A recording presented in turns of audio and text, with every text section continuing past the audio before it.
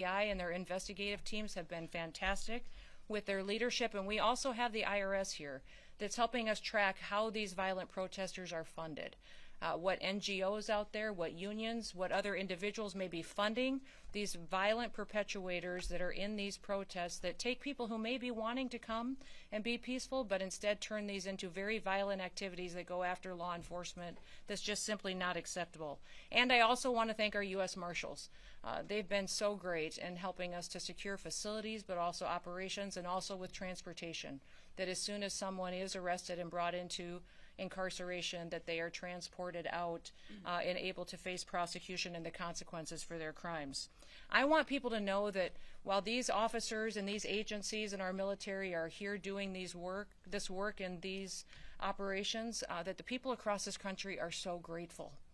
They are so grateful for the work that is being done here in Los Angeles. They are setting an example for what is happening across the country in other cities, and putting together a model and a blueprint for how we can continue to work to make every single community great again and safe again for our kids and for our grandkids far into the future.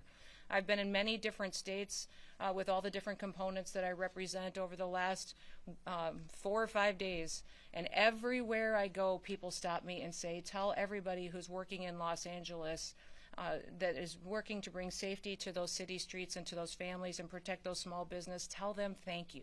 Tell them God bless you, that I hope that they are safe and they have been suffering. The people that live here under the policies of Governor Newsom and under the policies of Mayor Bass, and they recognize that it's a huge disservice to the people who have to try to raise their families here, and that these agents and that these law enforcement officers are working to change that and give them an opportunity to be successful and to live the American dream.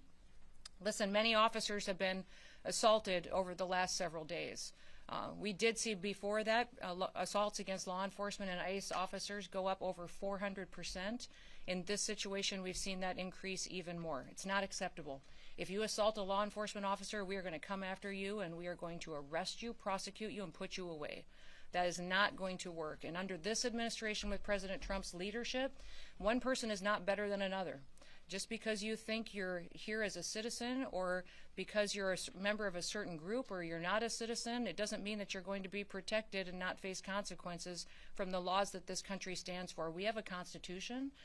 We follow that Constitution and the laws that have been passed by our Congress, and we're going to make sure they are equally applied to every single person as it applies under the Constitution here in Los Angeles, but also across the country. As our law enforcement officers have been assaulted, they've been pelted with rocks and bricks. Their cars have been set on fire. Molotov cocktails have been used. We have seen people throw bottles and hammers at them. We've also seen that they have been attacked and verbally spit on or punched or assaulted, and it's just not acceptable. The Department of Homeland Security and the officers and the agencies and the departments and the military people that are working on this operation will continue to sustain and increase our operations in this city. We are not going away. We are staying here to liberate this city from the socialist and the burdensome leadership that this governor and that this mayor have placed on this country, and what they have tried to insert into this city. So I want to say thank you to every single person that has been able to do this. Also, I want to talk specifically to the rioters and to the politicians in Los Angeles.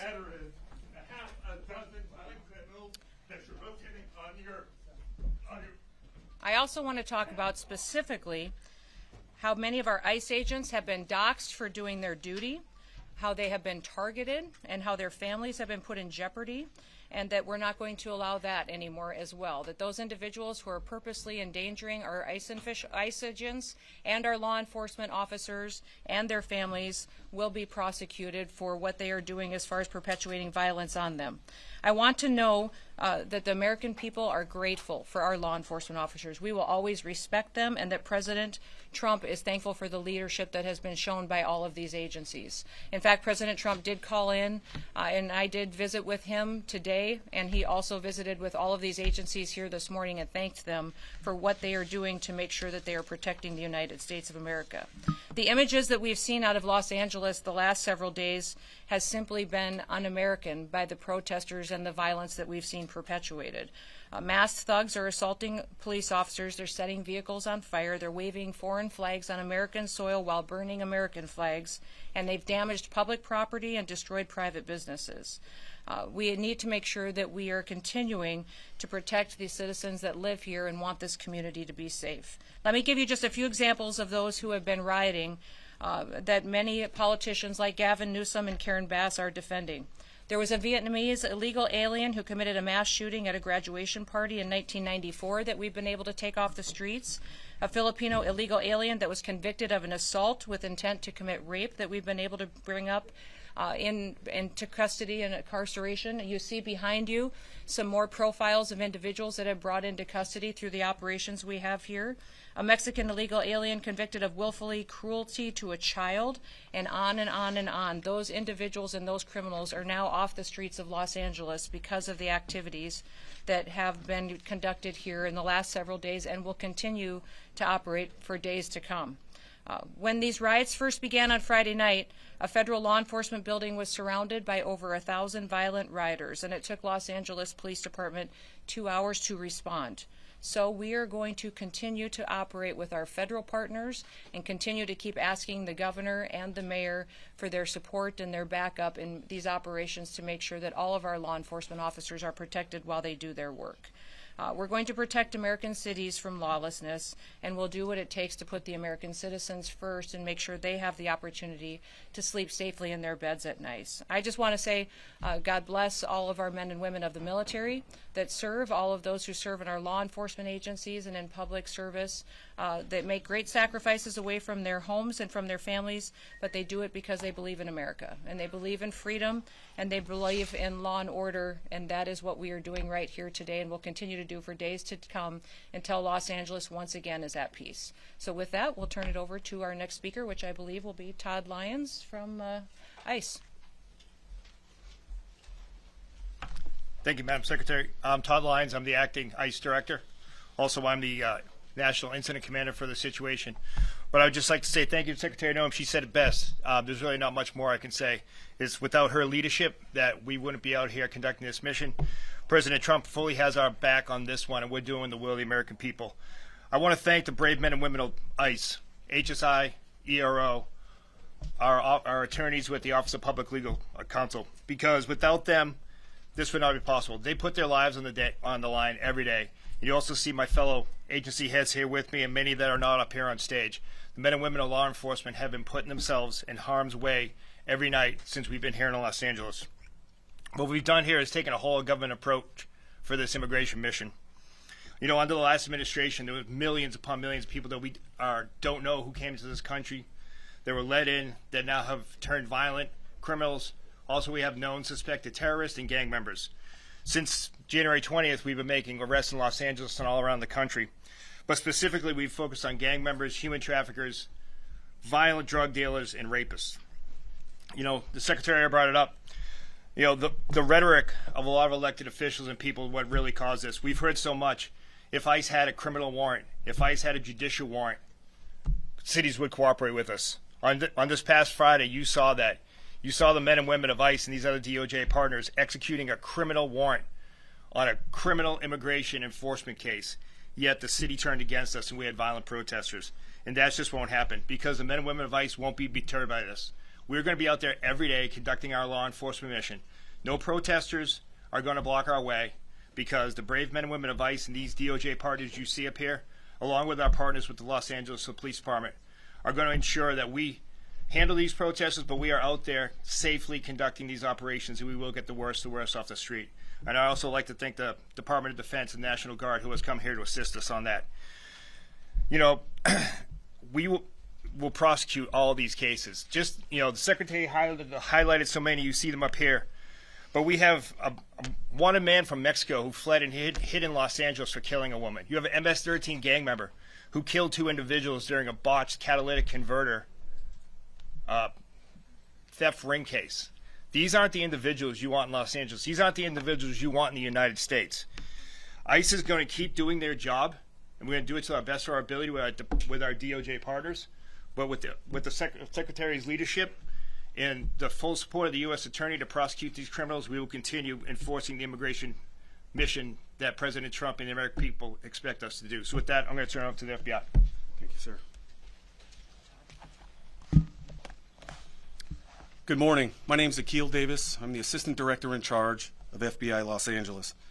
As you know, the FBI has been assisting the Department of Homeland Security with immigration enforcement since February. We're just one of many field offices doing this nationwide as directed by the Attorney General, and we're accustomed to providing investigative and technical assistance to law enforcement at all levels on a regular basis. We have agents embedded with our operational teams with DHS. Our help vary depending on what DHS needs, and they let us know moment by moment. We have significant tactical resources across the enterprise here throughout our 7-county AOR to assist and support these efforts. That said, we find ourselves defending operations from violent offenders. The FBI safeguards constitutionally protected rights. We investigate civil rights violations on a daily basis, but some activity keeps taking place among righteous protesters is not civil. It's violent. We're going to investigate allegations of violence, whether it's assault on law enforcement officers or civilians, looting, arson, doxing, or damage to public property. So please, I'm asking the community, do not put your life in jeopardy by hurting someone or destroying property. You will be held accountable by the FBI, and it's not worth it. I'd like to highlight 2 cases for you to show what the FBI's line of effort is in this overall DHS-led operation. Elpidio Reyna is a fugitive. He is wanted for the alleged assault of a federal officer in the city of Paramount in California on June 7th, 2025. Reyna allegedly threw rocks at law enforcement vehicles on Alondra Boulevard in Paramount and injured a federal officer. Reyna is 40 years old, weighs around 165 pounds, and is 5'7". Reyna has a tattoo on his left arm with the word Carmen on it. We have photos of him on display. Reyna will be caught, and when he is, he will face a statutory maximum penalty of 8 years in prison. This is such a priority for the United States government that there is a reward of up to $50,000 for information leading to his arrest. Let me repeat that. $50,000 for information leading to his arrest. The second case I'd like to highlight is on a subject named Alejandro Oriana. Alejandro was providing masks and face shields to violent rioters throughout the week and was arrested by our SWAT teams this morning. With the success and appreciation and assistance from the United States Attorney's Office, that case is ongoing, but Oriana is in custody as we speak. If you have information or evidence of violent acts, please either call 1-800-CALL-FBI, visit tips.fbi.gov, or send images or video to our digital tip line at fbi.gov/LA Office Assault. Thank you, and I will now turn it over to Chief Bovino, United States Border Patrol. Thank you, Chief. Thank you, sir. Good morning. I'm Greg Bovino, Chief Patrol Agent of the El Centro Border Patrol Sector and Lead Federal Coordinator for Customs and Border Protection entities here in Los Angeles. Entities include U.S. Border Patrol, Office of Field Operations, and CBP Air and Marine. We have several hundred agents and officers here in Los Angeles right now as we speak. Our primary mission here in Los Angeles revolves around Title 8 United States Code. Let me say that again. Title 8 United States Code. Those are our immigration statutes. If you look behind us at these pictures on the wall, immigration's not a victimless crime. A lot of bad people, a lot of bad things are in our country now, including Los Angeles. For Customs and Border Protection, that's why we're here right now, is to remove those bad people and bad things, whether illegal aliens, drugs, or otherwise. We're here and we're not going away. Border Patrol, Office of Field Operations, and Air and Marine, you'll see us in Los Angeles. You'll continue to see us in Los Angeles, not going anywhere soon. As for the violence and the demonstrators, violence will not deter us, the CBP mission here in Los Angeles. I believe we saw that last Sunday night out at Paramount. We continued to conduct our patrols as we saw necessary in the middle of that riot. And we'll continue to do that from here on out. Our allied law enforcement agencies, many of whom you've already heard from, whether it's HSI, ERO, FBI, ATF, and all others, join with us as we conduct that Title VIII mission. Very historic. First time I've ever seen it in my almost 30-year career. It's actually breathtaking. Many millions of illegal aliens have passed across that border over the past several years. It's our job to get them out. And that's what we are going to do, and that's what we're doing right now. Thank you.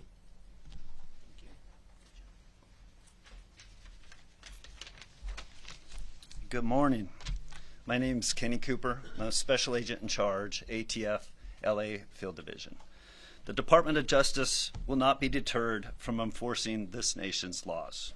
ATF is on the ground doing what we do best, fighting violent crime and protecting our communities regardless of the environment around us. Our agents are trained to operate in high-threat, high-tension situations. When federal authorities move to execute court-authorized warrants, we support that mission with professionalism, precision, and resolve. ATF stands shoulder to shoulder with our federal partners in this whole-of-government approach.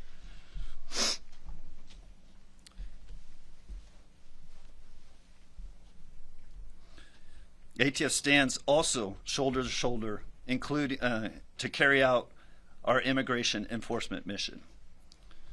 If a criminal threat intersects with that mission, we bring our full capacities to the table. Let's be clear, obstructing a lawful federal operation, especially through violence or threats, is not protective activity. It's a crime. And those who cross that line will be held to account. We don't get to pick and choose when to enforce the law. Our job is to uphold it, always. ATF will continue to pursue violent offenders, support our partners, and keep doing the hard work this public demands. Thank you.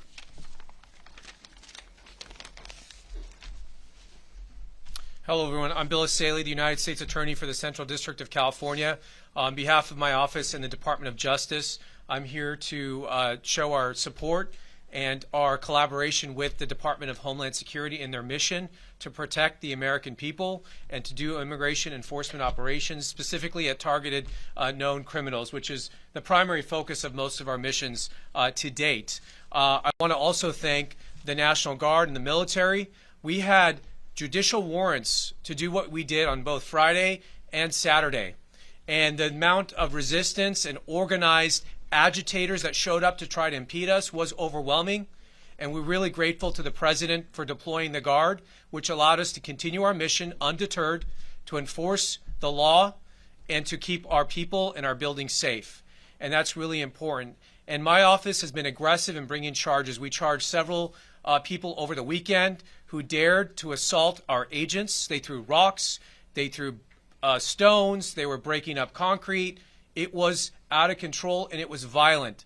And some people in the state of California have been conditioned to think that there's no consequences for criminal activity. And you know, that might be true for the state of California, but it's not true with the federal government. And we will bring charges and you will go to federal prison. This is the federal government. This is not the state government. As the President said, if you spit, we hit, and we'll hit you with a felony. And we're committed to that. We're continuing to conduct. We're looking at hundreds of suspects. We're collecting media, social media, videos. We'll be combing over that stuff for weeks and months with the FBI. And just because you think you got away with something over the weekend, think again. In a few months from now, you could get a knock at your door. So anyone who's thinking about showing up to these protests to commit violence, I really caution you to think again. It's not worth it. We charged 2 individuals yesterday with throwing Molotov cocktails at police officers. That is extremely dangerous and could lead to death. They're now looking at explosives charges charged by the federal government and more charges to come. So I just want to reiterate that we will be aggressive, we will be filing, and we will be swift in our deliverance of justice. And I want to thank our partners at the FBI and the ATF and DHS and all our agencies for their hard work. It has not been easy. They've been working around the clock, but they're undeterred, and I can tell you, speaking to them, they are more committed than ever to delivering on the promise of the president to make America safe again, and we need that in California probably more than anywhere else. So with that, I thank you very much. Thank you, Bill. I appreciate that, and everyone for their comments. And with that, we're going to open it up to questions, but we're going to keep it specifically to questions that pertain to this topic and some of the operations that are ongoing here in Los Angeles and how we will sustain and build on those operations in the future. So do you want to go first? Matt Rivers with Yes. ABC News. Yes.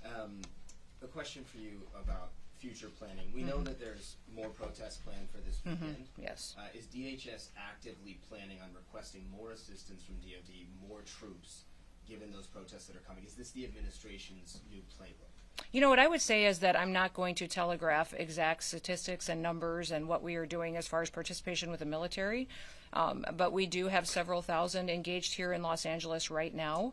We are assessing this weekend's threat levels, not just here, but in cities across the country, and pre-deploying assets. So we're using every tool that we have in our toolbox and pre-staging people, task forces, special swift response teams, people with specific gifts and talents that they can contribute to areas that we think they may be needed this weekend, so that we can prevent any kind of violence from being perpetuated. But it's on the table, the idea of bringing more troops. You know, I would say the president has the right to utilize every authority that he has under the Constitution to utilize Title X and to bring in military assets and National Guard units as needed, and he'll continue to assess that and use his prerogative to decide when it's necessary.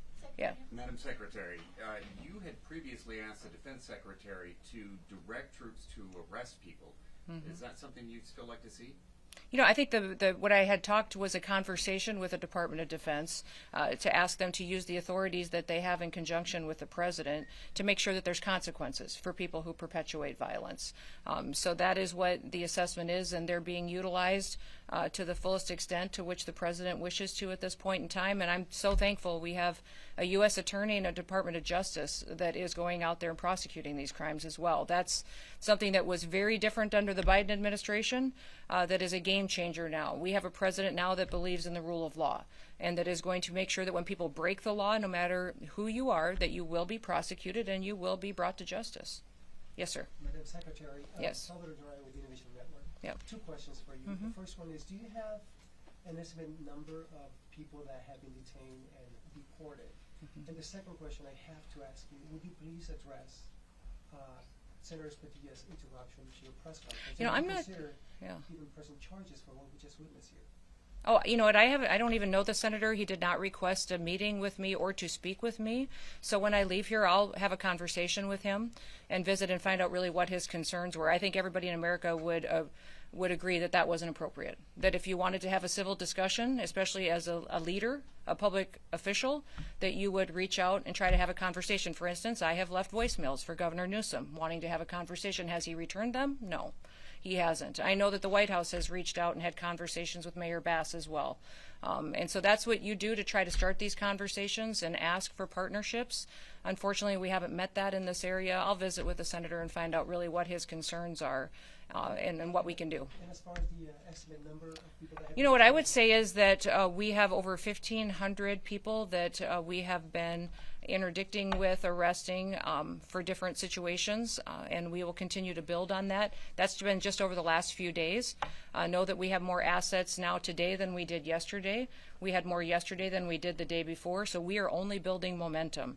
This is only going to continue and be increased until we have peace on the streets of Los Angeles. The president has told me, KRISTI, use everything that we have to make sure that the citizens of Los Angeles know that we care about them, that they have lived with crime for far too long, and that we want them to be able to walk their children to school in the morning and feel safe. We want them to, small businesses downtown, to not have to worry about getting burned to the ground because some organized crime nonprofit funder is deciding that now is the time to send a political message or an agenda. So we're going to stay here and build our operations until we make sure that we liberate the city of Los Angeles.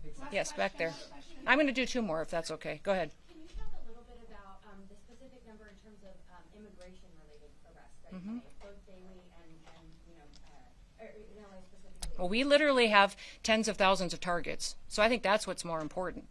People should know that there are millions of people that are in this city illegally, and that we have, I would say, thousands and thousands, tens of thousands of targets that we will be going after. Remember, this president has repeatedly said that he's going after criminals and the worst of the worst. And we're going after people that are in work sites that are trafficking drugs, that are trafficking human beings. We're DNA testing children, because many times when you see people claiming that their family members or the children they have with them that are theirs, many times when we DNA test them, they're not.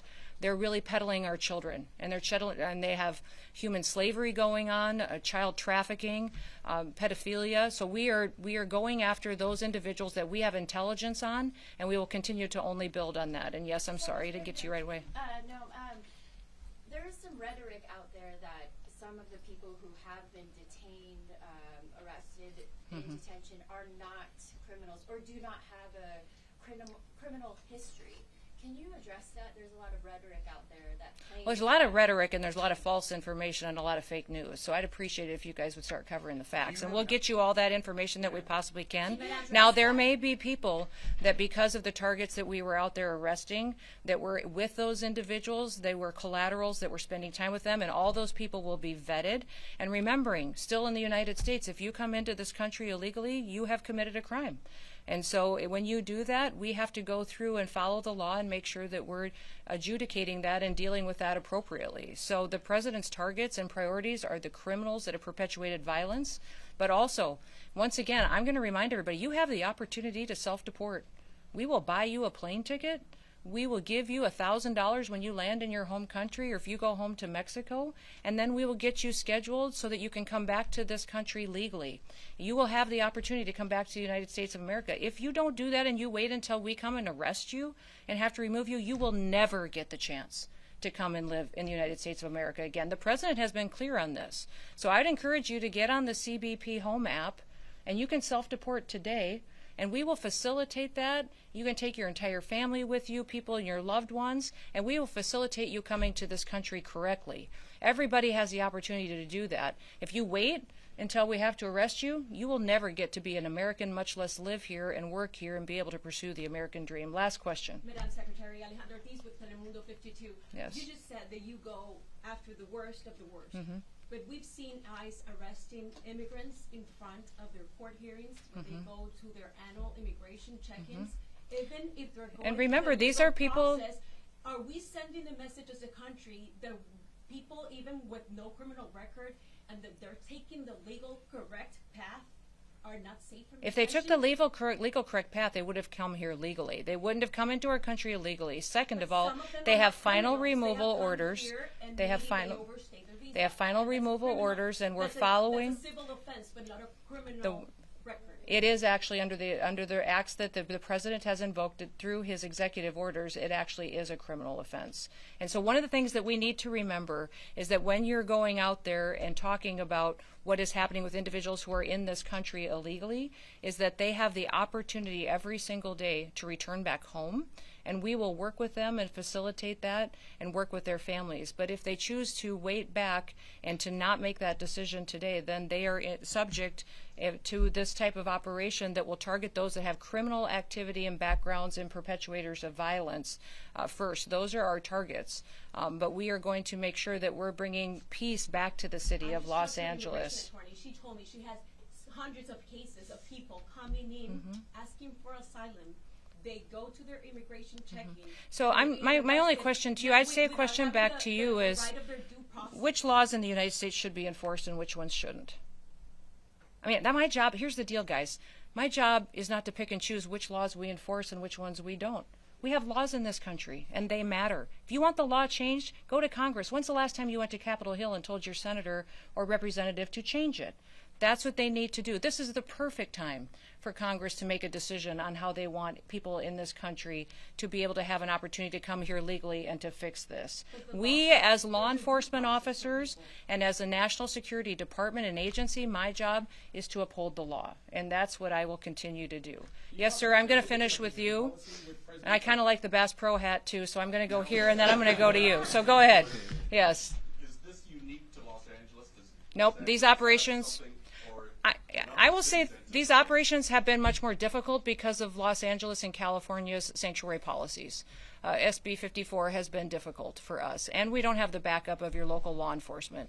That's put our officers in danger. In fact, even this morning, we had Highway Patrol that we were working with. I was talking to officers. They were so happy that we were here, and they were grateful that we were here interdicting with these criminals. And then the governor found out that I was here, and he pulled them off of me and told him to go back home and to not cooperate with us anymore. So if you don't think your governor's being political, he gets up every single day and the first hat he puts on is the political one, and then he makes a decision that's best for him and his family, and then he makes a decision that's best for what his future is, and then maybe 10 or 15 steps down the line, he'll decide what's best for his people. That's what your governor does. Next, I'm going to come to you.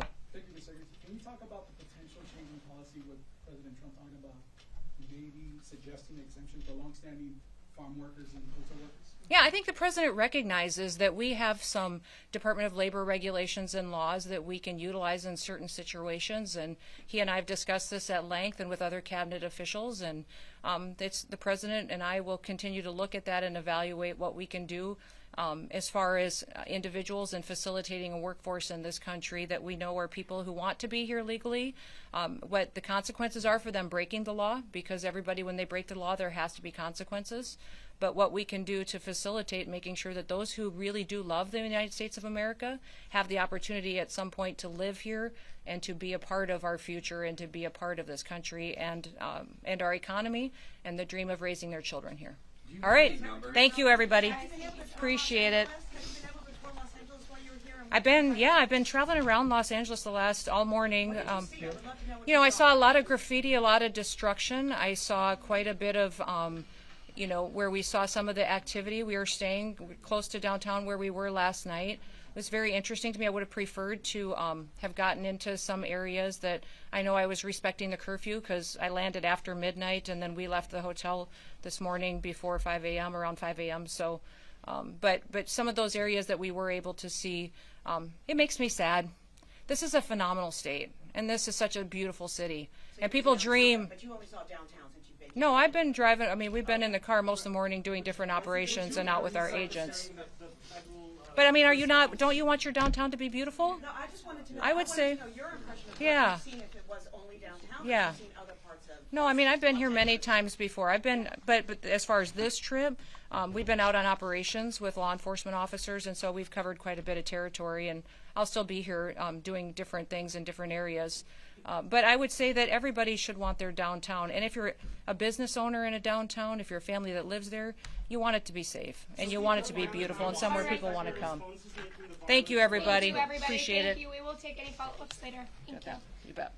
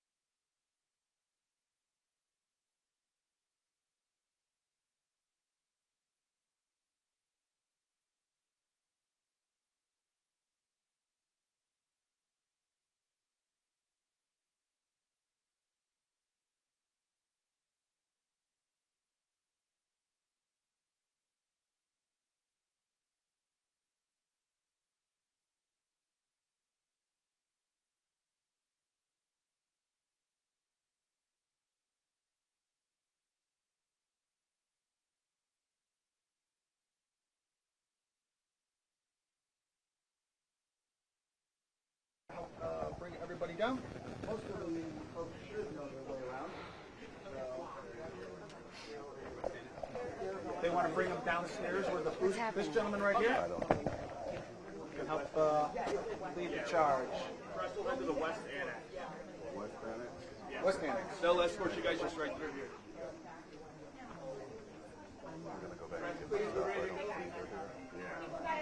Got a double out, guys. Right through here, guys, please. Press, Need to clear the hallway, please.